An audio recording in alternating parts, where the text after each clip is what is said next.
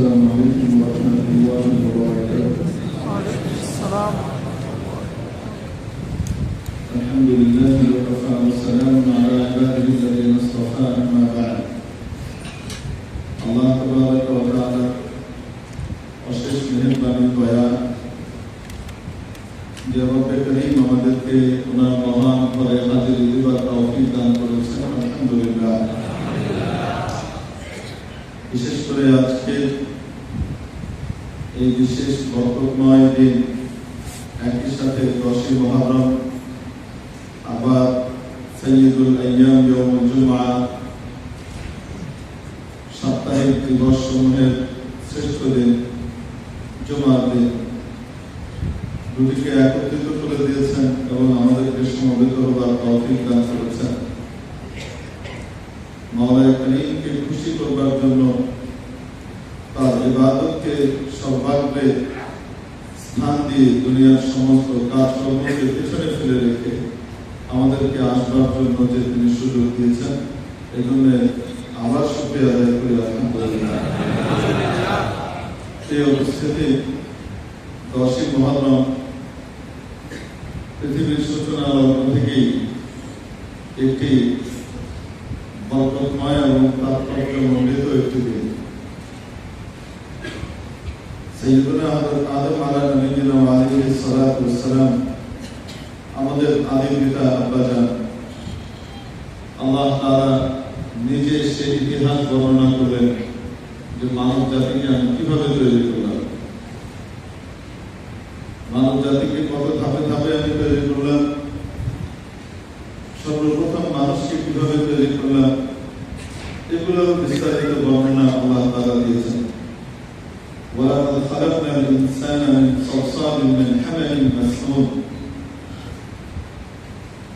আমি ঠাস ঠাস করে বাজে এরকম শক্ত মাটি দিয়ে আমি মানুষকে তৈরি করেছি। আদম আলাইহিস সালামকে খুব সুন্দরভাবে আল্লাহ বানালেন এবং নিজের কুদরতি হাত ব্যবহার করলেন, বানাতে নিপুণভাবে তৈরি করলেন। একটি মাটির অদ্ভুত এক জিনিস সোয়াল আছে, ইতিপূর্বে ফেরেশতারা কোনোদিন এমন জিনিস দেখেনি। দেখতে বড় চমৎকার, খুব সুন্দর, কিন্তু মাটি আল্লাহ তাআলা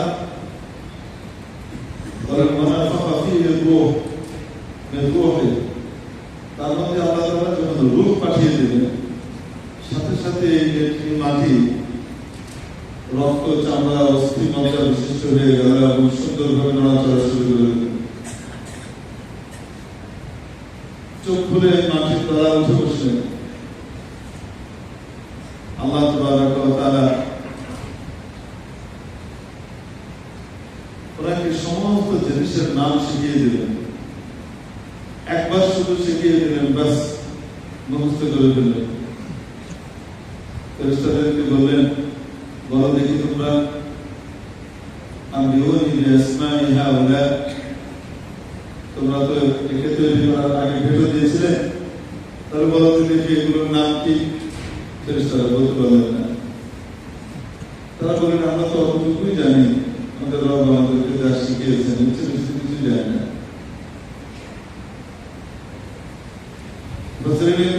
ফেরেশতাদেরকে আল্লাহ শিখিয়েছেন, আদমকেও শিখিয়েছেন, কিন্তু ফেরেশতাদেরকে ভুলিয়ে দিয়েছেন, আদমেরটা স্মরণে ছিল। এখন যখন আদমকে বলেন আনবিউহুম বিআসমাই হাউলা ইয়া আদম, আদম তুমি নামগুলো বলে দাও তো। আদম সব নাম বড় করে বলে দিলেন। ফেরেশতারা সবাই সিজদা করলেন। ফাসাদাল মালায়েকাতু কুল্লুহুম আজমাউন ইল্লা ইবলিস, ইবলিস মিয়া করল না। আল্লাহ জিজ্ঞেস করলেন, কেন করলি না? বলে যুক্তিতে ধরে নেই, আপনার আদেশটা যুক্তি বর্তিত, তাই মানতে পারলাম না। আল্লাহ বলেন, বেরিয়ে যায়। আল্লাহ ঘোষণা করে দিলেন, ইন্না শাইতানা লিল ইনসানি আদুউম মুবিন, এই শয়তান সৃষ্টির সূচনাতেই, তোমাদের সৃষ্টির সূচনাতেই তোমাদের সাথে শত্রুতার ঘোষণা দিয়েছে প্রকাশ্যভাবে। বলেছে লাআতিয়ান্নাহুম মিন বাইনি আইদিহিম ওয়া মিন খালফিহিম ওয়া আন আইমানিহিম ওয়া আন শামাইলিহিম, সামনে দিয়ে আসবো, পেছন দিয়ে আসবো, ডান দিক দিয়ে আসবো, বাম দিক দিয়ে আসবো। কতজনকে কত দিকের আক্রমণ তারা সামাল দেবে, এবং তাদেরকে আমি আপনার নাশকর বান্দা বানিয়েই ছাড়বো, অকৃতজ্ঞ বান্দা বানিয়েই ছাড়বো, অধিকাংশই তাদেরকে আমি জাহান্নামে নেব। আল্লাহ পাক আবার অন্য জায়গায় বললেন, ইন্না ইবাদি, শোন, ইন্না ইবাদি, আমার কিছু বান্দা থাকবে, লাইসা লাকা আলাইহিম মিন সুলতান, এদের উপরে তো কোনো কর্তৃত্ব চলবে না, কোনো কর্তৃত্ব এদের উপরে চলবে না। তারা হিদায়াতের পথে থাকবে, তারা আমাকে চিনবে, আমার সঙ্গে গুজার বাবা হবে। শত্রুতা শুরু হলো মানব জাতির সাথে, ইবলিস মিয়া এবং তার বাহিনীর শত্রুতা প্রথম দিন থেকে শুরু হলো, এবং সে চেয়ে দিল আল্লাহর কাছে, আমাকে আপনি কিয়ামত পর্যন্ত আয়ু দান করেন, ক্বালা আনজিরনি ইলা ইয়াউমি ইউবআসুন, আমাকে কিয়ামত পর্যন্ত আয়ু আপনি দান করেন। আল্লাহ বলেন, ফাইন্নাকা মিনাল মুনযারিন, যা তোকে ছাড় দিয়ে দেওয়া হবে। এসব কিছু নিয়ে শয়তান লেগে গেল মানুষের বিরুদ্ধে। সর্বপ্রথম আদম আলাইহিস সালামকে কিভাবে আল্লাহর পছন্দনীয় কাজ থেকে দূরে সরাবে সেটার জন্য চেষ্টা করতে লাগলো। আল্লাহ তাআলা বলে দিলেন, ইয়া আদম তুসকুন আনতা ওয়া যাওজুকাল জান্নাহ, আদম তোমাকে জান্নাতের অ্যালটমেন্ট দেওয়া হলো, তোমাকে আপনার সস্ত্রীক জান্নাতে বসবাস করো, মন ভরে খাও, যা ইচ্ছা, তবে তুমি ওই গাছটা কাছে যেও না। আদম আলাইহিস সালাম কোনোদিনই জানেন, ইবলিস নিয়ে সিস্টেম করে জান্নাতে ঢুকলো, বিশাল বুজুর্গের বেশ ধরলো, ধরে ধরে আমাদের হাওয়াকে বিভ্রান্ত করলো। প্রথমে নরম মানুষ, মেয়েরা কোমল হৃদয়ের মানুষ, সহজে বিশ্বাস করেন, সরল, ব্যাস ওনাকে বিভ্রান্ত করে ওনাকে প্রথমে ফল খাওয়ালো, এবং কসম খেয়ে বললো, হাল আদুল্লুকুম আলা শাজারাতিল খুলদি, আমি কি তোমাদেরকে চিরস্থায়ীভাবে জান্নাতে থাকবার রাস্তা দেখিয়ে দিব? আল্লাহ তাআলার ফয়সালা আমি জানি, আল্লাহ আপনাদেরকে এখানে রাখবেন না, দুনিয়ায় পাঠাবেন, ভয়ঙ্কর জায়গা, সাপ হোক, বাঘ ভাল্লুকের জায়গা, খেটে খেতে হয়, ফ্রি খাওয়া যায় না।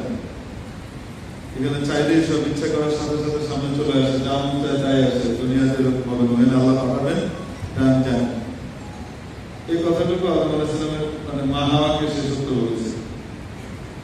পরেরটা হলো মিথ্যা, সেটা কি?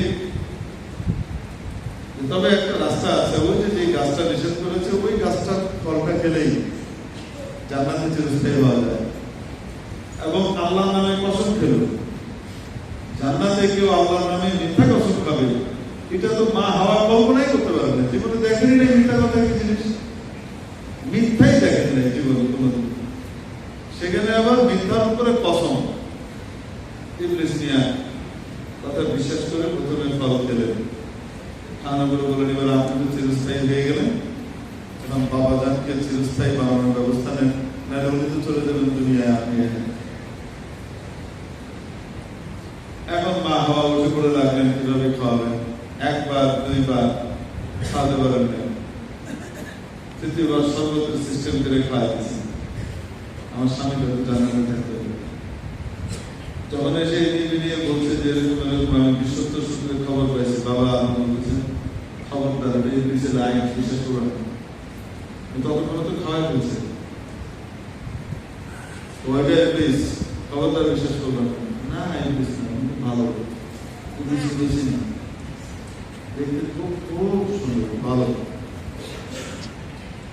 যাই হোক, তারপরে যেমনি আদম আলাইহিস সালাম খেলেন, আল্লাহ পাক বললেন, এবার জমিনে যাও, দুজনকে পাঠিয়ে দিলেন জমিনে। আসার পরে একজন নামলেন শ্রীলঙ্কায়, আরেকজনকে নামালেন জিদ্দায়, মসজিদের আয়োজন অনুযায়ী। হযরত আদম আলাইহিস সালাম ওখানে নেমে 350 বছর কান্নাকাটি করলেন আল্লাহর কাছে। 350 বছর কান্নাকাটি করলেন, আর আল্লাহ নিজেই বলছেন, নাসিয়া আদম, আদম ভুলে গিয়েছে। আল্লাহর বিধান যদি ভুলে কেউ যে আজকে আপনারা রোজা রেখেছেন, যদি হঠাৎ ভুলে খেয়ে ফেলেন রোজা ভেঙে যাবে? গুনাহ হবে? গুনাহ হবে। রমজান মাসে ভুলে খেয়ে ফেললে ভাঙবে? ভাঙবে। গুনাহ হবে কখন? যখন ইচ্ছাকৃতভাবে করবে, জেনে শুনে করবে। আল্লাহ বলেন না সিয়াদ, আদম ভুলে গিয়েছিল, বলেন নাজিদুল্লাহ আজমান, আমি তার ভেতরে সামান্যতম ইচ্ছা শক্তি খুঁজে পাইনি আমার নাফরমানি করার। কিন্তু আদম, তুমি আমার কত কাছে, এত কাছে, এত কাছের আর কোনো মাহলুক তো আমার ইতিপূর্বে ছিল না। তুমি এতটুকু সতর্ক কেন ভোলা না? বাস এই জন্য এই যে দূরে সরিয়ে দিয়েছেন একটুকু, এই দূরে সরানোর কারণে হযরত আদম আলাইহিস সালাম কাঁদতে কাঁদতে কাঁদতে কাঁদতে 350 বছর কেঁদেছেন। তারপরে আল্লাহর পক্ষ থেকে ওনার মনের ভিতরে একটা বাণী ঢেলে দেওয়া হলো, ফাতালাক্কা আদামু মির রাব্বিহি কালিমাত ফাতাবা আলাইহি। ঢেলে দেওয়ার পরে উনি সেই বাক্যটা বললেন। কি সেই বাক্য ছিল? কে বলেন লা ইলাহা ইল্লাল্লাহ মুহাম্মাদুর রাসূলুল্লাহ। কি সেই বাক্য ছিল? রব্বানা যালামনা আনফুসানা ওয়া ইন লাম তাগফির লানা ওয়া তারহামনা লানাকুনান্না মিনাল খাসিরিন। এই দোয়াটা খুব ইম্পর্টেন্ট দোয়া। এই দোয়াটা আদম আলাইহিস সালাম পড়ার সাথে সাথে আল্লাহ তাআলা ওনাকে আবার কাছে টেনে নিলেন, আগের মতো করে নিলেন, বললেন যাও হজ করো, আমার ঘরে যাও। এই যে যেদিন আদম আলাইহিস সালামের তওবা আল্লাহ কবুল করলেন, ওনাকে আবার কাছে টেনে নিলেন। বুঝে থাকলে বলেন আদম আলাইহিস সালাম কি গুনাহগার ছিলেন? না। কিন্তু নিকটের মানুষ এতটুকু অসতর্ক কেন হল? ব্যাস এই আবার কাছে টেনে নিলেন। যেদিন করলেন সেদিন ছিল 10 মহরম। হযরত আদম আলাইহিস সালাম দুনিয়াতে আসলেন, ওনার ছেলে পেলে পয়দা হলো, নাতি আসলো, তারা দিনদারির উপরে সব চলতে লাগলো। এর মধ্যে একটা ছেলেকে শয়তান গোমরা করে ফেলল, তাকে বাবার কাছ থেকে দূরে সরিয়ে নিয়ে গেল। ওই ছেলেকে দিয়ে তার নিজের ভাইকে হত্যা করে ফেলেছে। তারপরে সে পালিয়ে গেল। তারপরে শয়তান তাকে শিরিক শিখালো। তার বংশধর যারা হলো তারা শিরিকে নিমন্ত্রিত হলো। কিছুদিন পরে এই লোকগুলাই গণতান্ত্রিক উপায়ে ফিরে এলো। এদের সংখ্যা বেড়ে গেল আর ভালো মানুষের সংখ্যা কমে গেল। ভালো মানুষদেরকেও শিরিকে মুক্তালা করে দিল। আল্লাহ তাআলা যখন হযরত নূহ আলাইহিস সালামকে পাঠালেন আউয়ালুর রাসূল, সর্বপ্রথম রাসূল কাফেরদেরকে হিদায়াত করার জন্য সর্বপ্রথম যে রাসূল আসলেন তিনি হলেন হযরত নূহ আলাইহিস সালাম। এর আগে নবী এসেছেন, হযরত শীস আলাইহিস সালাম ছিলেন, হযরত ইদ্রিস আলাইহিস সালাম ছিলেন, কিন্তু তারা কাফেরদের কাছে প্রেরিত হন। তারা আদম আলাইহিস সালামের অনুসারীদের কাছে প্রেরিত হয়েছিল, আল্লাহ নেক বান্দাদের কাছে এসেছিলেন। কাফেরদের কাছে প্রেরিত সর্বপ্রথম নবী এবং রাসূল তিনি হলেন হযরত নূহ আলাইহিস সালাম, আউয়ালুর রাসূল ফিদ দুনিয়া।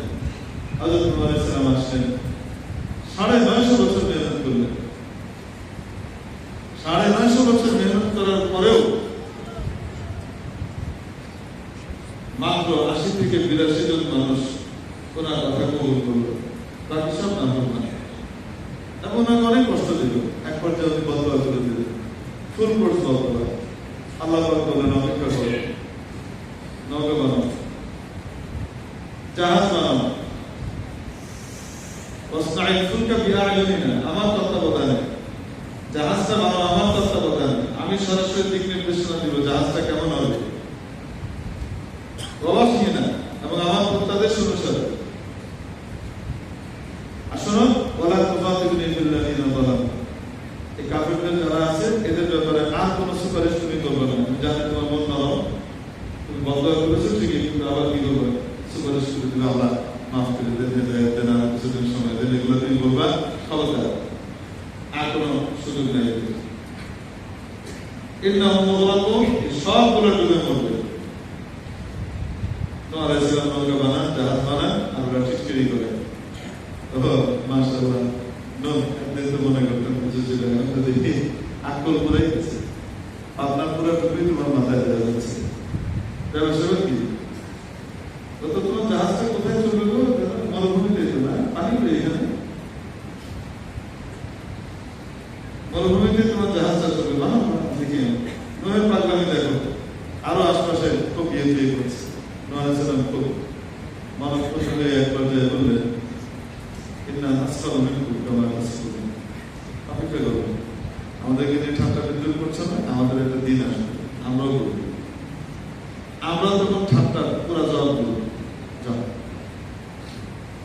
নৌকা তৈরি হয়ে গেল, আল্লাহ পাক নিদর্শন দিয়ে দিলেন চুলার ভিতর থেকে পানি বের হবে গল গল করে, তখন বুঝবার সময় চলে এসেছে। এবং আদেশ দিয়ে দিলেন এই সময় আসলেই প্রত্যেক প্রাণী থেকে দুটো দুটো করে প্রাণী উঠিয়ে নিলাম, দুটো দুটো করে প্রাণী, এক জোড়া করে প্রাণী, একটা নর একটা নারী, নর নারী দুটো, দুই প্রজাতির, প্রত্যেকটা জাতের দুটো করে প্রজাতি উঠাবে, নর নারী উঠাবে। আল্লাহ পাক বলে দিলেন, হযরত নূহ আলাইহিস সালাম উঠানো শুরু করলেন। উঠানোর সময় কিভাবে উঠাবেন একটা প্রশ্ন তো আসে, পৃথিবীতে এত কোটি কোটি জন্তু জানোয়ার প্রাণী লাকড়া এসব উঠাবে কিভাবে? তো ফেরেশতাকে দান করিয়ে দিলেন জিবরাইল আলাইহিস সালামকে। নূহ আলাইহিস সালাম দাঁড়ালেন, এভাবে দুই হাত রাখতেন, ডান হাতে নর বাম হাতে নারী, চলে আসছেন, উঠো উঠো উঠো।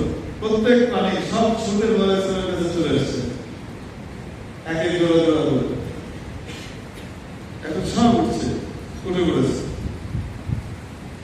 তারপরে বিশাল প্লাবন আসলো, নিচ থেকেও পানি উঠলো, উপর থেকেও পানি নামলো।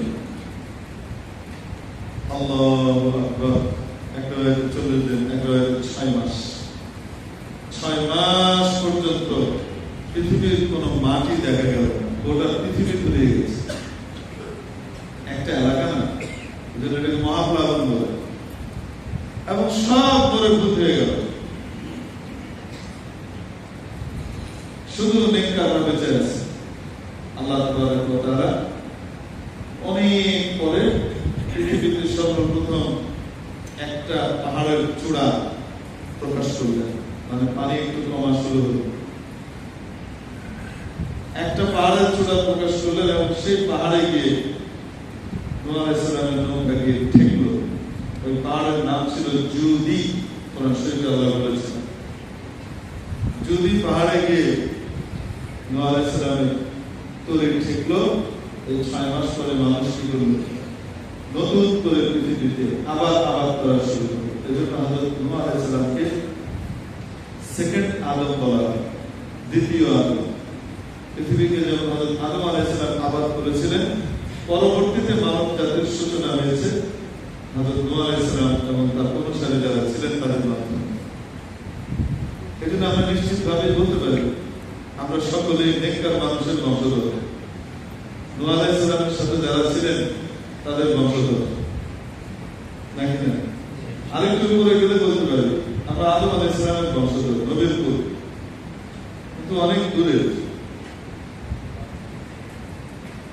যাই হোক, অতএব আমাদেরকে আমাদের মান সম্মানটা রক্ষা করতে হবে। আমরা নেককারের বংশধর এই কথা বলে পাপ পাওয়া যাবে না। আমাদেরকে কি করতে হবে? নিজেদেরকে নেককার হতে হবে। আল্লাহ পাক কবুল করেন। আমিন। যাই হোক, হযরত নূহ আলাইহিস সালাম এই পুরো নেককারদেরকে নিয়ে প্রথম যেদিন পানির কবল থেকে মুক্তি পেলেন, যদি পাহাড়ে গিয়ে ওনাকে ঠেকলো, চলে আসে, সেদিন ছিল 10ই মুহররম। যে রায়াতগুলো বলবো এগুলোর মধ্যে কোনো কোনোটার ভিতরে সনদ শাস্ত্রবিদদের কেউ থাকলেও এটা অস্বীকার করা যাবে না। এর মধ্যে অনেকগুলো আছে যেগুলো একদম সহি সনদ, একদম পরিষ্কার মজবুত সনদ দ্বারা সাবিত, এবং মজমুইভাবে এগুলো গ্রহণযোগ্য। এটা একটা বিশেষ দিন। এই 10ই মুহররমে মানব জাতি নতুন করে আবার পৃথিবীতে পা রাখল, পৃথিবীর মাটিতে আবার পা রাখলেন। কবে? 10ই মুহররম, আজকে সেই দিন। আল্লাহ তাআলা এই একই দিনে নমরুদের বিশাল তখ্তকে ধ্বংস করবার জন্য হযরত ইব্রাহিম আলাইহিস সালামকে জন্ম দিয়েছিলেন। ইব্রাহিম আলাইহিস সালামের জন্মের তারিখও 10ই মুহররম। আল্লাহ পাক হযরত সুলাইমান আলাইহিস সালামকে গোটা পৃথিবীর রাজত্ব আর বাদশাহী দিয়েছিলেন। গোটা পৃথিবীর রাজত্ব যেদিন আল্লাহ তাআলা হযরত সুলাইমান আলাইহিস সালামকে দেন, সেদিন ছিল 10ই মুহররম, সুলাইমান আলাইহিস সালামের বাদশাহী প্রাপ্তির দিন। এমনিভাবে আরো অনেক ঘটনা বর্ণিত হয়েছে। হযরত ঈসা আলাইহিস সালাম আল্লাহ পাকের অপার এক বিস্ময়, এক পুত্র। সাইয়্যিদুনা ঈসা আলাইহিস সালাম আল্লাহ পাকের এক অদ্ভুত কুদরতি সৃষ্টি। কোন পুরুষ ছাড়া শুধু নারী দিয়েই যে মানুষ তৈরি করা যায়, পাক ছাড়া আল্লাহ পাক যে তৈরি করতে পারেন, এটার নজির আল্লাহ তাআলা বানিয়েছিলেন হযরত সাইয়্যিদুনা ঈসা আলাইহিস সালাতু ওয়াস সালাম। হযরত ঈসা আলাইহিস সালাম কে ছিলেন? ওনার নানা ছিলেন, ওনার আব্বা নেই, ওনার নানা ছিলেন তৎকালীন কিবলা বাইতুল মাকদিসের ইমাম মারিয়াম বিনতে ইমরান, ওনার মাতা। আল্লাহ পাক ওনার মা প্রশংসা করছেন, ওয়া উম্মুহু সিদ্দিকা। ঈসার মা অত্যন্ত সত্যবাদী ছিলেন, নেককার।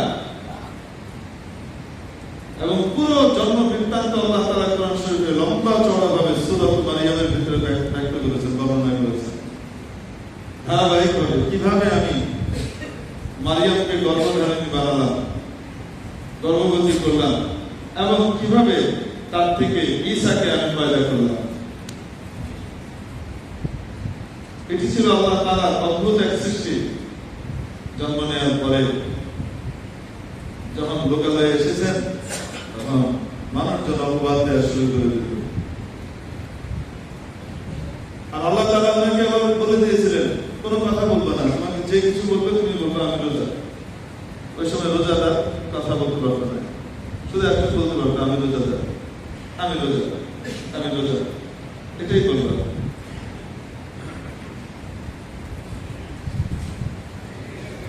উনি তাই বলছেন। এখন এক একজন এক এক রকমের কি করে অপবাদ দিচ্ছে। শেষ পর্যন্ত উনি অতিষ্ঠ হয়ে বললেন, আমাকে বলে লাভ কি, একই জিজ্ঞেস করো। ওরা বলতে লাগলো, তোমার বাবুকে আমরা কি জিজ্ঞেস করবো? কাইফা নুকাল্লিমু মান কানা ফিল মাহদি সাবিয়্যা, দুগ্ধপোষ্য শিশুকে কি জিজ্ঞেস করবো? আশারাত ইলাইহি, ইশারা করে দিলেন। আর সাথে সাথে ঈসা আলাইহিস সালাম বলতে লাগলেন, ওই কোলের ভিতরে ইন্নী আব্দুল্লাহ। অদ্ভুত। আপনি তো একটু কল্পনা করেন তো জিনিসটা, একটা কোলের বাচ্চা, আপনার কোলে একটা বাবু, শব্দ প্রসূত এক বাবু, সে কি করছে? সুস্পষ্ট ভাষায় কথা বলছে, তার কোনো দাঁত নাই, কিন্তু পরিষ্কার উচ্চারণ করছে, ইন্নী আব্দুল্লাহ, আমি আল্লাহর বান্দা। আতানি আল কিতাব ওয়া জাআলানি নাবিয়্যা, আমি শুধু আল্লাহর বান্দা না, আমাকে তিনি কিতাবও দিয়েছেন এবং আমাদের নবী বানিয়েছেন। কোলে বলছে, কোলের শিশু বলছে। এই হযরত ঈসা আলাইহিস সালামের জন্য গোটা পৃথিবীবাসীর জন্য আল্লাহ পাকের অদ্ভুত এক কুদরত, এর বহিঃপ্রকাশ। এটা আল্লাহ যে কোনো দিন ঘটাতে পারতেন, কিন্তু কবে ঘটিয়েছেন জানেন? 10 মুহররম। সাইয়্যিদুনা মূসা আলাইহিস সালাতু ওয়াস তাসলিম ফিরআউনের নির্যাতনের কবলে জর্জরিত, নিষ্পেষিত। ফিরআউন ঘোষণা দিল, ও জাদুকররা, তোমাদেরকে আমি ইনভাইট করলাম মূসাকে আর হারুনকে ঠেকাবার জন্য, তোমরা আমার অনুমতি ছাড়া, আমার পারমিশন ছাড়া মাহফিল করে ফেললা। আমার পারমিশন ছাড়া তোমরা কি করেছো? ঈমান এনে ফেললা। আমানতুম লাহু ক্বাবলা আন আযানা লাকুম, আমি অনুমতি দেই নাই, তার আগে তোমরা তাকে সিজদা করলা, তার রবকে সিজদা করলা, মুসার কথার উপর ঈমান আনলা। লাউ কাত্তা'না আইদিয়াকুম ওয়া আরজুলাকুম মিন খিলাফ, তোমাদের এখন নতুন সাজা ঘোষণা হলো, এই সবগুলোকে বন্দী কর এবং এদের এক হাত আর বিপরীত দিকের পা কেটে দেওয়া হলো। আল্লাহ পাক রাতের বেলায় মূসা আলাইহিস সালামকে বললেন, এই সবগুলোকে নিয়ে বেরিয়ে যাও। কিভাবে তারা ছুটলেন, কিভাবে বেরোলেন আল্লাহ ভালো জানেন। বেরিয়ে চলে আসেন, সারা রাত সফর করে সকালবেলায় দেখে সামনে লোহিত সাগর। ঘুরে ঘুরে ঘুরে ঘুরে এসে দেখে কোথায়? লোহিত সাগরের সামনে। কি এক অবস্থা!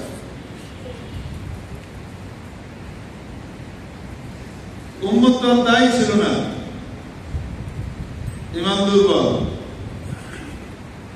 বলছে আগে তো ভালো ছিল না, আগেই ভালো ছিল, গ্রুপ হার জমানায় ছিল। মুসা আগেই তো ভালো ছিলাম, কি আগে ভালো ছিলাম? তো ফেরাউন বললে আবিল টাবিল করে মাপ করছে, করে বাঁচার একটা সুযোগ ছিল, ঠিক আছে। এখন তো পিছনে ফেরাউন পালায় আসছে, তার সাথে বিদ্রোহ করছে। তোমার পিছন পিছনে আসলাম, তুমি এখানে সাগরের পাড়া থেকে তোমাইছো। নিশ্চিত ভাবে আমরা এখন ডুবে পড়বো, ধরা পড়বো। আমরা তো ওদের হাতে ধরা পড়বো না ডুবে পড়বো। আর তো কোনো রাস্তা নাই, এখন বাঁচার কোনো তো রাস্তা নাই। তো মুসা আলাইহিস সালাম বলেন, এত তাড়াতাড়ি অতীত ইতিহাস তোমরা ভুলে যাও। কতবার কতভাবে তোমাদেরকে আল্লাহ পাক মুক্তি দিয়েছেন, কতভাবে সব ভুলে ভুলে যাও। আল্লাহ কখনো হতে পারে না। ইন্না মাইয়া রব্বি সায়াহদিন।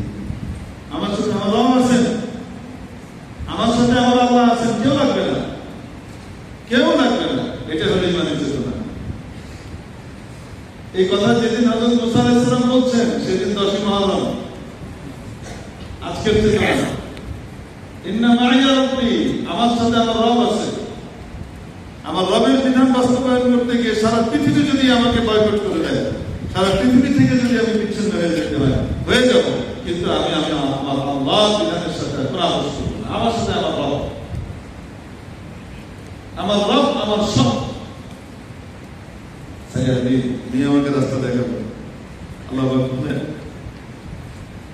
আমি খুশি হয়ে গেলাম। মুসাকে বললাম, কিন্তু আসাকাল বাসর, লাঠিটা দিয়ে একটা বাড়ি মারো। فانفلق فكان كالطود العظيم। ওর সাথে সাথে বাড়ি মারলেন, পুরো সাগর এবার থেকে ওপার, যে জায়গাটা দিয়ে হযরত মুসা আলাইহিস সালাম পার হয়েছিলেন, বলে সবচেয়ে কবি মজবুত কল যেটা, সেই জায়গাটা এবার হয়ে আল্লাহ আমাকে জিয়ারতের তৌফিক দান করেছেন। দেখে এসেছি মুসা আলাইহিস সালামের থেকে কি করলেন? পার হলেন। সাগরের পানি একদম পাহাড়ের মতো উঁচু হয়ে গেল, শক্ত হয়ে গেল। 12টা রাস্তা হয়ে গেল। 12টা গ্রুপ ছিল উপদল, 12 গ্রুপ 12 রাস্তা দিয়ে চলে আসলো। মাঝামাঝি আসার পরে ফেরাউন নিয়ে কোনায় এসে বলছে, ওই যে দেখো, ওই যে ধরার জন্য সাগর আমাকে রাস্তা করে দিচ্ছে, দেখছো? সাগর আমার কথা শুনে ওদেরকে ধরার জন্য রাস্তা করে দিচ্ছে। আমার কথা চলো শোনে, যখন বানায় ঠিক মতো না, তখন আক্রমণ কোনো কাম করে না, ক্ষেত ভাষাই গেল। আক্রমণ কি করে না, কাজ করে না। বেকুবের মাথায় আসলো না। যদি সাগর জায়গা মতো থাকতো, তাহলেই তো ওদেরকে ধরে আমি যা ইচ্ছা তাই করে ফেলতে পারতাম। ওদেরকে পালানোর জন্য, পার হওয়ার জন্য রাস্তা করে দিচ্ছে সাগর। এটা বিপদের জায়গা, ঢোকা যাবে না, আমি এদিন থাকি। থাকলো না, চলে আসলো। মুসা আলাইহিস সালাম উপরে উঠলেন, ও তখন মাঝামাঝি। আল্লাহ যেমন ছিল তেমন হয়ে যাবে, সাগর নিয়ে যেমন ছিল তেমন হয়ে যাবে।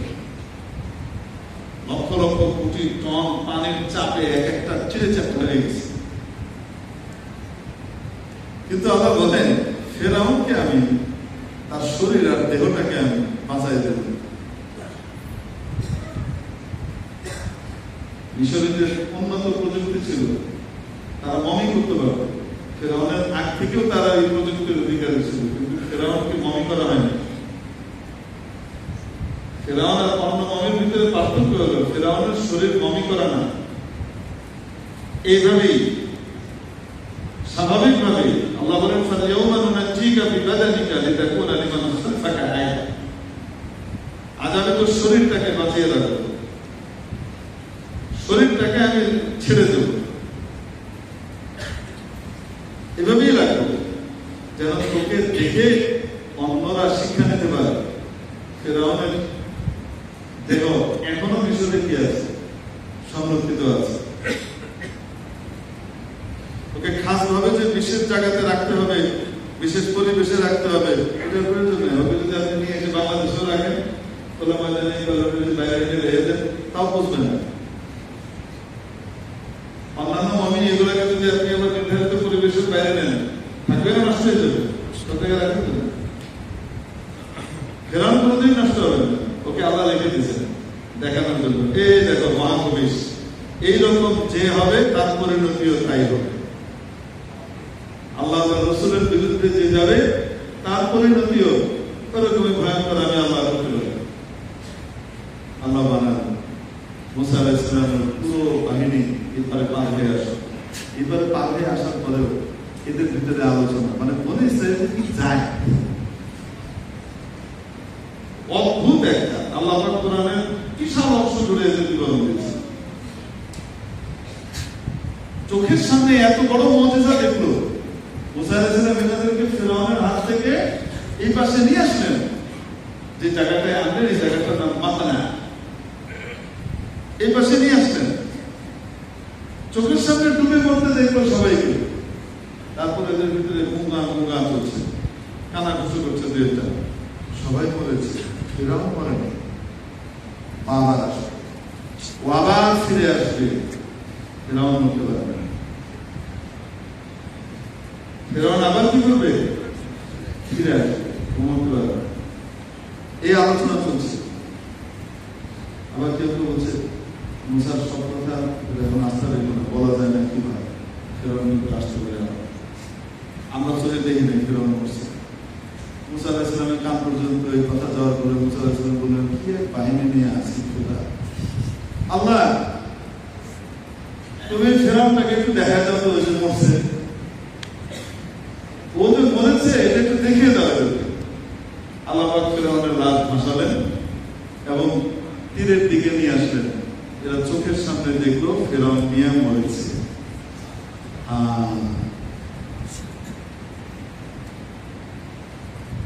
এবং মরার পরে যে তাকে এই সাজা দেওয়া হচ্ছে যে তাকে তার শরীরটা রেখে দেওয়া হবে আর তার উপরে জাহান্নামের অগ্রিম সাজা দেওয়া হবে তাকে। তার নাম ইউরাদুনা আলাইহা গুদুওয়ান ওয়া আশিয়া।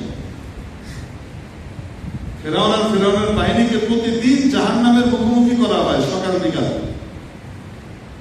আল্লাহ বলেন ওয়ায়াউমা তাকুমুস সাআহ, আর ফাইনাল সাজাটা আসবে যেদিন কিয়ামত হবে, তখন বলা হবে আকিলু আলা ফিরআউন আশাদ্দাল আযাব। একদিন তো সাজা দিয়েছি, এবার কঠিন সাজার ভেতরে এদেরকে সবগুলোকে ঢুকিয়ে দেওয়া। এ থেকে তারা শেষে বিশ্বাস করলো যে না, ফিরআউন মরেছে। যেই দিন এই মুক্তিটা হয়েছিল, ফিরআউন ডুবে মরল, আল্লাহ হককে চিন্তা করলেন, সেই দিনটা ছিল 10ই মুহররম। এই জন্য 10ই মুহররম বহু আগ থেকে তাৎপর্যমণ্ডিত একদিন।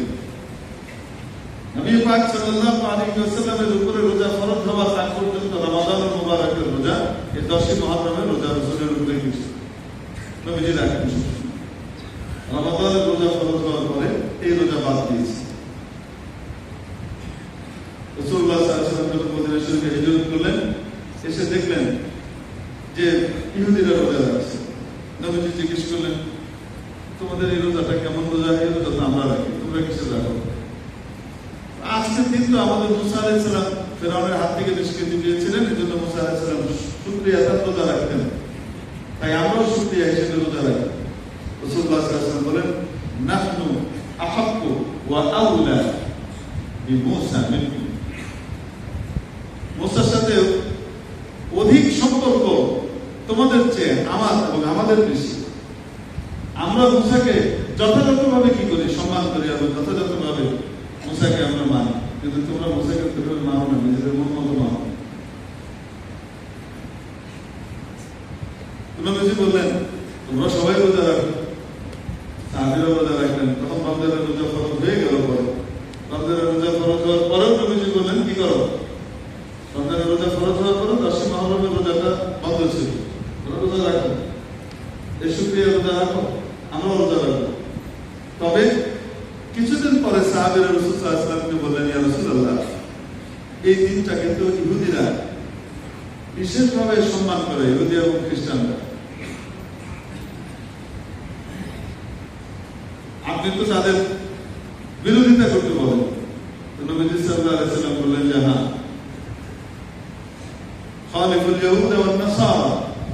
ইহুদি নাসারাদের ইবাদতের ক্ষেত্রেও তোমরা তাদের সাথে কি করো, বিপরীত পথ ইখতিয়ার করবে। সেটা কি হবে? তারা পুরা দিন রোজা রাখে, তোমরা আধা দিন রাখবে, তাই না? বলেন, তারা পুরা দিন রোজা রাখে, তোমরা কি রাখবে? মানে আমরা যদি হইতাম না, এরকম শর্টকাট রাস্তা রইল, বিরোধিতা করতে বলছেন হাফ ডে। কি বললেন যে না, আমি যদি বেঁচে থাকি ইনশাআল্লাহ আগামী বছর, তো তাহলে ইনশাআল্লাহ আমি কি করব, এর সাথে আরেকদিন বাড়িয়ে দিতে হবে। মুসলিম শরীফে দেওয়া মুসনাদে আহমদের ভিতরে রেওয়ায়াত আসছে, নবীজি বলেছেন যে তার সাথে একদিন আগে একদিন পরে মিলিয়ে কি করো, রোজা রাখো। তাহলে এই দিবসের তাৎপর্য এবং মর্যাদা, এটা কি নবীর পরবর্তী কোন ঘটনার কারণে নাকি তার আগের থেকেই প্রতিষ্ঠিত হয়ে আছে? হ্যাঁ, এরপরে নবী পাক মুহাম্মদ রাসূলুল্লাহ সাল্লাল্লাহু আলাইহি ওয়াসাল্লাম তার দ্বীন দেখে গেলেন, খুলাফায়ে রাশিদিনের যুগ পার হয়ে গেল। এরপরে এক পর্যায়ে ইয়াজিদ খেলাফতের পদের ভিতরে আসীন হল এবং ওই জামানায় হযরত হুসাইন রাদিয়াল্লাহু তাআলা আনহু নবীজি সাল্লাল্লাহু আলাইহি ওয়াসাল্লামের দৌহিত্র আমর নাতি, যার ব্যাপারে হযরত হুসাইন রাদিয়াল্লাহু তাআলা আনহুর ব্যাপারে রাসূল পাক সাল্লাল্লাহু আলাইহি ওয়াসাল্লাম কি বলেছেন, হুসাইন আমার থেকে, আমি তার থেকে, হুসাইন আমার পুত্র, আমার অংশ। নবীজি সাল্লাল্লাহু আলাইহি ওয়াসাল্লাম বলেছেন, সাইয়্যিদা শাবাবি আহলিল জান্নাহ হাসান ওয়াল হুসাইন, জান্নাতে দুনিয়াতে যত যুবক অবস্থায় মারা যাবে, এই সমস্ত যুবকদের নেতৃত্ব কিয়ামতের দিন দুইজন দিবেন। জান্নাতি যত যুবক হবে তাদের নেতা হবেন দুইজন, হযরত হাসান এবং হযরত হুসাইন রাদিয়াল্লাহু তাআলা। ক্ষমতা এত খারাপ জিনিস। আমি যে যুগের কথা বলছি সেই যুগে ইয়াজিদ এক ওয়াক্ত নামাজ ছাড়তো না। আমাদের ভিতরে তো অনেকে এক ওয়াক্ত নামাজ ছাড়ি। ওই যুগটা ছিল এমন যে ইয়াজিদ এক ওয়াক্ত নামাজ ছাড়তে পারতো না, সবাই নামাজ পড়ে, প্রত্যেক ওই মুসলমান মানে নামাজি। কিন্তু ক্ষমতার মোহ আর লিপ্সা, দুনিয়ার লিপ্সা, আখিরাত ভুলে যাওয়া এত জঘন্য যে জিনিস মানুষকে অন্ধ করে দেয়, এবং এটার কারণে নবীর নাতিকে হত্যা করতেও কুণ্ঠাবোধ করে। আল্লাহ পাক দুনিয়াবী ক্ষমতার লালসা থেকে আমাদের সবার দিলকে পবিত্র করবে। আল্লাহ পাক আমাদেরকে আখিরাতের বাদশা হওয়ার জন্য প্রতিযোগিতা করার তৌফিক দান করুন। আল্লাহ পাক এটা বলেন, ওয়াফি যালিকা ফালইয়াতানাফাসিল মুতানাফিসুন। জান্নাতের বিবরণ দিয়ে তারপরে বলছেন, আরে প্রতিযোগিতাই যদি করতে হয় তো তাহলে জান্নাতি হওয়ার জন্য করো, এইটার মধ্যে প্রতিযোগিতা করো। ক্ষমতা পাওয়ার লোভে মানুষ দিন ইমান ছেড়ে দেয়। সারা জীবন যা ঘোষণা দিয়ে আসছি, পাশ্চাত্য যদি সহায়তা না করে তাহলে ক্ষমতা পাবো না, এই জন্য ঘোষণা দিতেও দ্বিধা নাই যে আমরা ক্ষমতায় দিলে সরে আইন কায়েম করবো না, প্রচলিত আইন খুশি করে দিলেন। এই যে ক্ষমতার মোহ আর লিপ্সা যদি কারো ভেতরে ঢুকে, আল্লাহ মাফ করুক, সে দিনের নামেও কি করবে, বদনামি করবে। দুনিয়াদারের অবস্থা তো বাদই দিলাম, এই হিসাবে আমরা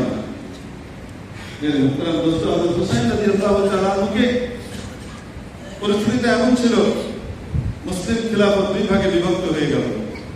মক্কা, মদিনা, হিজাজ, এই পুরো অঞ্চল হযরত হুসাইন রাদিয়াল্লাহু আনহুকে খলিফা হিসেবে তারা গ্রহণ করলেন। ওদিকে শাম এবং ইরাক, এই পুরো অংশ ইয়াজিদের কর্তৃত্বের ভিতরে থাকলো। কিন্তু কুফাবাসীদের ভিতরে সাধারণ জনতা, তাদের খুব ইচ্ছা ছিল যে আমরা হযরত হুসাইনের তত্ত্বাবধানে থাকবো। তারা চিঠি লিখতে লাগলো, একের পর এক ওনাকে আমন্ত্রণ জানাতে লাগলো। হযরত হুসাইন রাদিয়াল্লাহু তাআলা এক পর্যায়ে মনস্থির করলেন তিনি যাবেন কুফাতে এবং আল্লাহর দ্বীন ওখানে কি করবেন, হকভাবে হককে প্রতিষ্ঠিত করবেন। যখন ওখানে যাওয়ার জন্য রওনা করবেন, হযরত সাইয়্যিদুনা আব্দুল্লাহ ইবনে আব্বাস রাদিয়াল্লাহু তাআলা আনহুমা উনি আসলেন, এসে বাধা দিলেন যে আপনি যেন না, আপনি ওখানে যেন না। কারণ এরা কখন কার দিকে থাকে পাওয়া যায় না। ওরা দিল দিয়ে আপনার সাথে থাকবে, কিন্তু যখন অস্ত্রের চাপ আসবে তখন তারা কি করবে, সেখানে নতজানু হয়ে যাবে।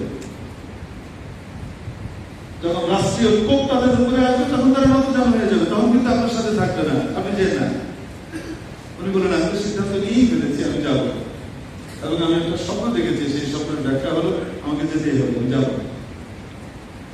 উনি রওনা করবেন, উনি পুরা ফ্যামিলি নিয়ে রওনা করবেন।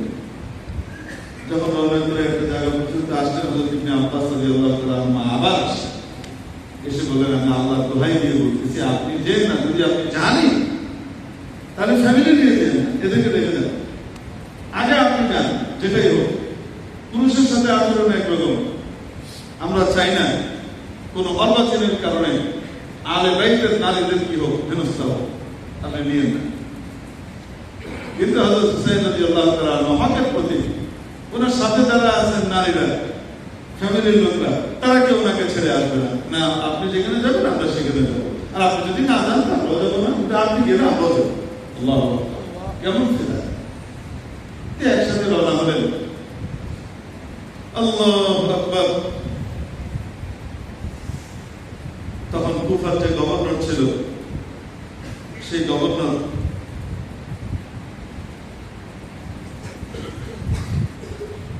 হযরত হুসাইন রাদিয়াল্লাহু তাআলা আনহুর প্রতি অনেকটা নরম ছিলেন। এর আগের ঘটনা হলো, পরীক্ষা করার জন্য উনি হযরত মুসলিম ইবনে আকিল রাদিয়াল্লাহু তাআলা আনহুকে পাঠালেন, আপন চাচাতো ভাই পাঠালেন। গেলেন, উনি গিয়ে ওখানকার পরিবেশ দেখলেন, সবাই ওনার কি ভক্ত। এদিকে ইয়াজিদের কাছে এক বুড়া মেয়ে আসছে, সে এসে বলতেছে তুমি তো আমার কথা শুনবে না, তবে একটা কথা বলি, যদি তোমার কুফা বসরা হাতে রাখতে হয়, এখনকার তোমার যে গভর্নর আছে নরম গভর্নর দিয়ে হবে না, এখানে শক্ত লোক পাঠাতে হবে। কাকে পাঠাবো? বলে ওবায়দুল্লাহ বিন জিয়াদকে পাঠাও। ওবায়দুল্লাহ বিন জিয়াদকে পাঠানো হলো। সে যখন দলবল নিয়ে আসছে, আর গভর্নর ভবনের সামনে দাঁড়িয়েছে, ভিতর থেকে গভর্নর দরজা বন্ধ করে দিয়েছে, দরজা বন্ধ করে ভিতর থেকে বলতেছে আপনি, সে মনে করছে হযরত হুসাইন আসছে, এবং সে আসার পরে এলাকার লোকজন মনে করছে হযরত হুসাইন তো রওনা হয়েছে, উনি মনে হয় আসছে। সব দলবল মিলে কি করছে, কুফার লোকরা আসছে, এবং নারায়ে তাকবীর, আল্লাহু আকবার, সবকিছু চলতেছে। আর ওবায়দুল্লাহ বিন জিয়াদ নিজের পরিচয় দিচ্ছে না, সে ভাব করছে সে হুসাইন রাদিয়াল্লাহু আনহু। এসে দাঁড়িয়ে যখন দরজার সামনে গিয়ে দাঁড়িয়েছে প্রধান ফটকের ভেতর থেকে, গভর্নর বলছেন যে আমি আপনার সাথে বেয়াদবি করতে পারবো না, আমি আপনার উপরে হাত দিতে পারবো না, উস্তাদি করতে পারবো না, আমার দুনিয়া আখিরাত বরবাদ হয়ে যাবে, কিন্তু আমার উপরে যে রাষ্ট্রীয় দায়িত্ব সেটাও আমি ছাড়তে পারবো না।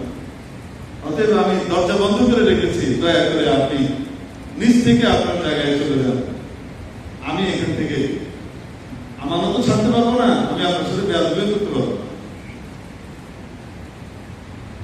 এই অবস্থা দেখে বাহির থেকে এই বেটা বলে, দরজাগুলো আমি ওবায়দুল্লাহ বিন জিয়াদ, আমাকে, আমি ইয়াজিদের পক্ষ থেকে আসছি,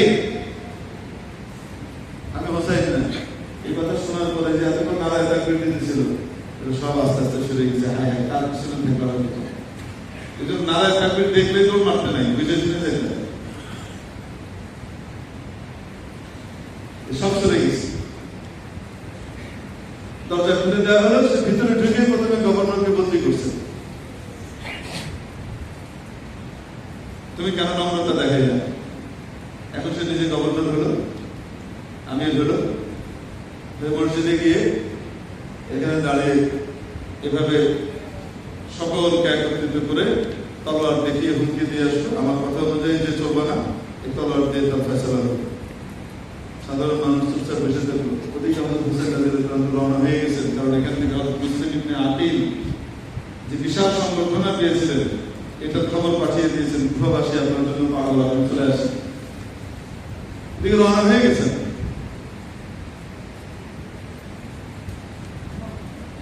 আল্লাহু আকবার। আস্তে আস্তে কারবালার প্রান্তর পর্যন্ত চলে আসলেন,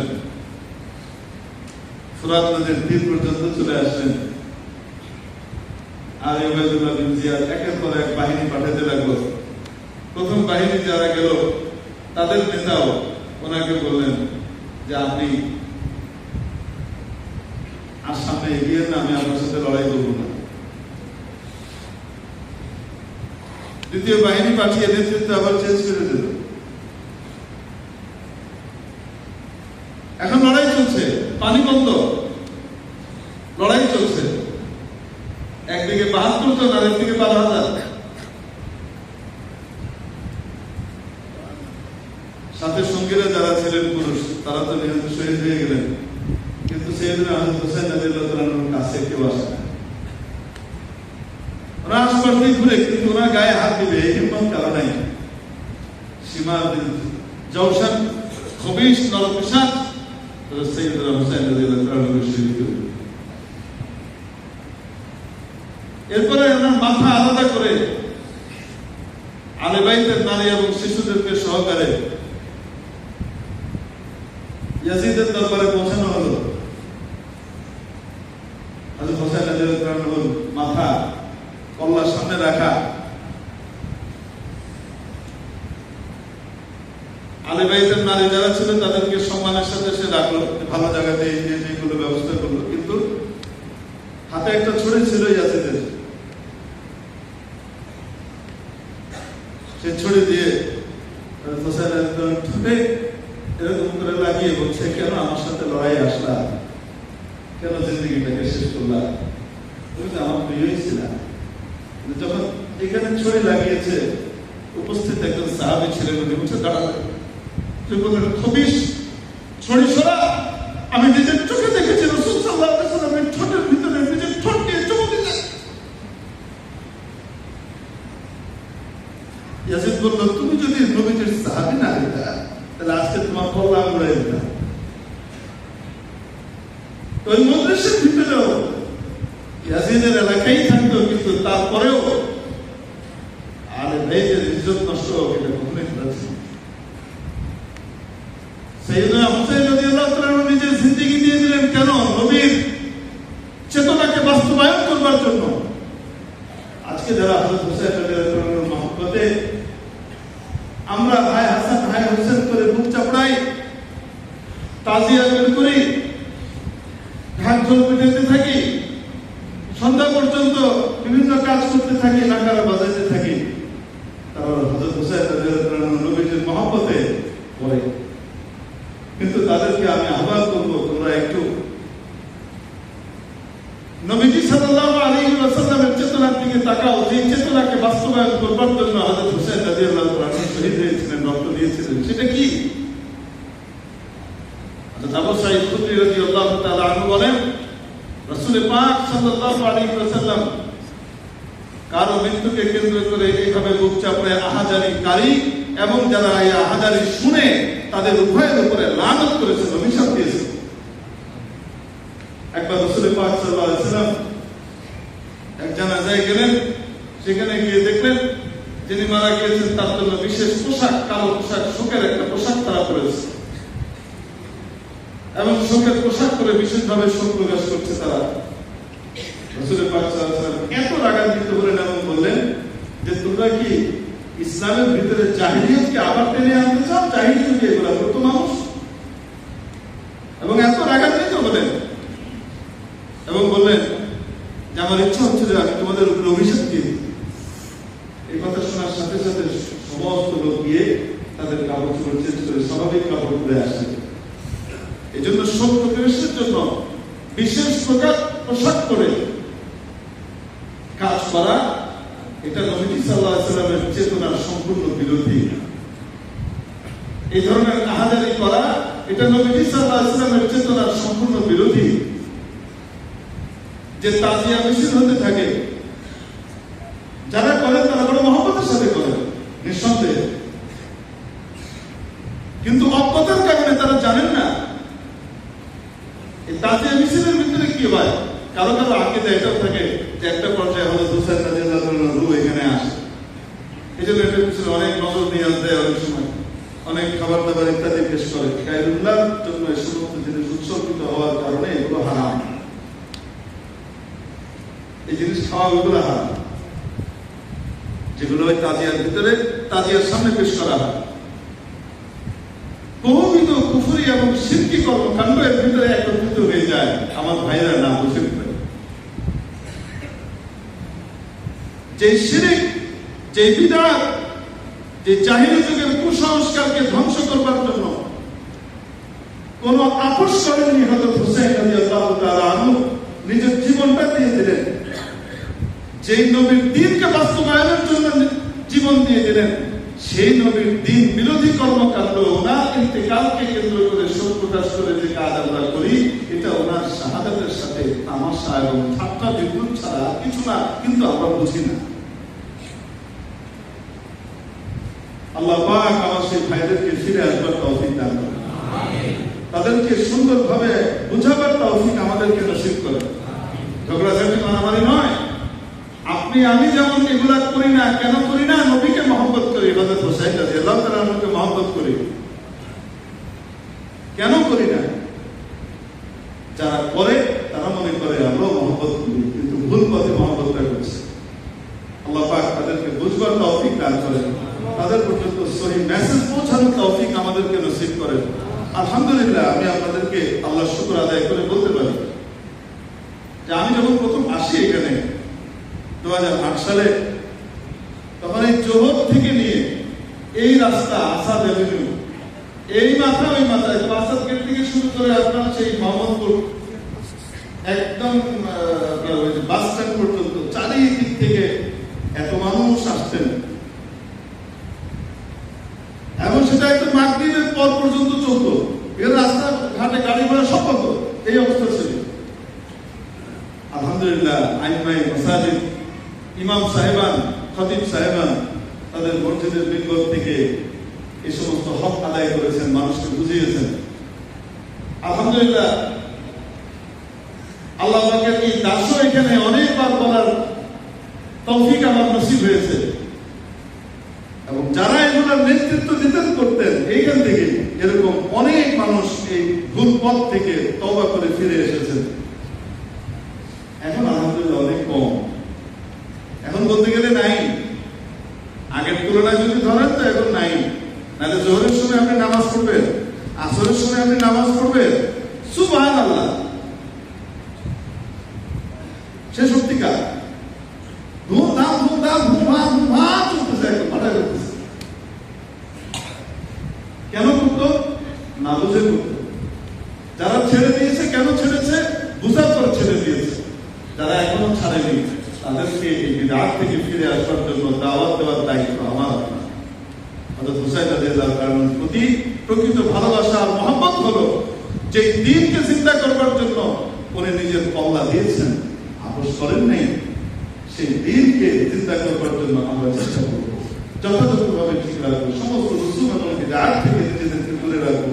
আরেকটা জিনিস যখন হবে, আমরা কেউ দেখতে যাব না, আমরা কেউ দেখতেও যাব না। কেন? এই ধরনের কর্মকাণ্ড দেখতে যাওয়া দল বৃদ্ধির কারণ হয়, এবং হাদিস শরীফের মধ্যে এটার কঠিন নিষেধাজ্ঞা এসেছে। এরকম দিকে যারা যায় তাদেরকেও তাদের অন্তর্ভুক্ত করে দেওয়ার ঘোষণা এসেছে। আল্লাহ পাক আমাদেরকে দর্শক হওয়া থেকে হেফাজত করেন, ভুল পথ পরিহার করবার তৌফিক দান করেন। কারবালার সত্যিকারের চেতনা বাতিলের সাথে আপোষ নয়, বাতিলের সাথে আপোষ নয়, এটাই হলো কারবালার চেতনা। এই চেতনা মনে প্রাণে ধারণ করবার তৌফিক দান করেন। 10ই মুহররমের মহিমান্বিত এই দিনে আজকে আমাদেরকে সঠিক কাজ করবার তৌফিক দান করেন। যারা রোজা আছে, আলহামদুলিল্লাহ, রোজা না থাকতে পারলে অসুবিধা নেই, একটা হাদিস বলে শেষ করে দিই। আব্দুল্লাহ ইবনে মাসউদ রাদিয়াল্লাহু তাআলা আনহু বলেন, রাসূল পাক সাল্লাল্লাহু আলাইহি ওয়াসাল্লাম ইরশাদ করেন, মান ওয়াসআ আলা ইয়ালিহি ফিল নাফাকাতি ইয়াওম আশুরা ওয়াসআ আল্লাহু আলাইহি সাইরা সানাতিহি। যে ব্যক্তি 10ই মুহররমে আশুরার দিন তার ফ্যামিলির জন্য মন খুলে খরচ করে, হাত খুলে খরচ করে, আল্লাহ পাক সারা বছর তার জন্য হাত তুলে খরচ করবার ব্যবস্থা করে দেন। হযরত সুফিয়ান এই হাদিসের রাবী উনি বলা বাচ্চা বদনাহু, আমরা এই বিষয়টি পরীক্ষা করে দেখেছি, ফাওয়াজাদনাহু কাযালিক, হুবহু তাই পেয়েছি। এজন্য আজকের দিনে ভালো খাবার দাবার সাধ্যের মধ্যে যা আছে সেই ভালো খাবার দাবারের আয়োজন করা, খাওয়া দাওয়া করা, ফ্যামিলিকে মন খুলে খাওয়া দাওয়া করানো, এটা একটা সুন্নাত। দুপুরবেলায় যারা রোজা নেই তারা দুপুরবেলায় খাবে, অসুবিধা কি? আর যারা রোজা আছে তারা ইফতারের সময় খাবে, ইনশাআল্লাহ মন খুলে ভালো করে খাবে, অসুবিধা আছে নাকি? আবার কেউ যদি বলে যে হুজুর কিন্তু